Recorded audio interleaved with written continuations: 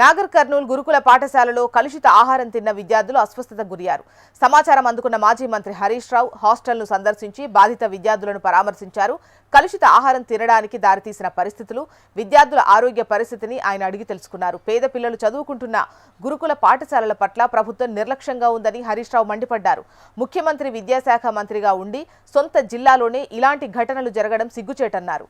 అందాల పోటీల్లో ₹1,00,000 ప్లేటు భోజనం పెట్టి గురుకులాల్లో మాత్రం కలుషిత ఆహారం అని తీవ్ర విమర్శనాస్త్రాలు సంధించారు. కేసీఆర్ ఆనవాళ్లు లేకుండా మార్చడం అంటే గురుకులాల పిల్లలను పొట్టన పెట్టుకోవడమా అని రేవంత్ రెడ్డిని ప్రశ్నించారు.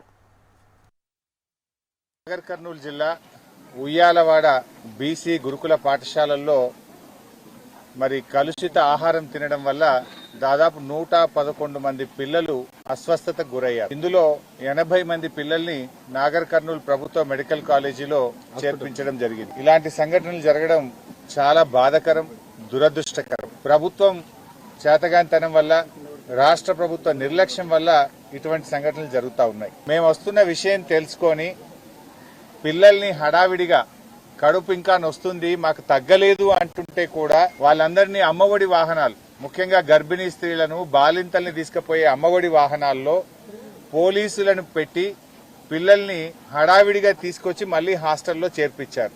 ఎందుకంత భయం అంటున్నా, ఎందుకు దాచిపెట్టే ప్రయత్నం చేస్తున్నారు అంటున్నా. దాచిపెట్టడం ద్వారా కాదు కదా, సమస్యను పరిష్కారం చేయండి, పిల్లలకు మంచి భోజనం పెట్టండి.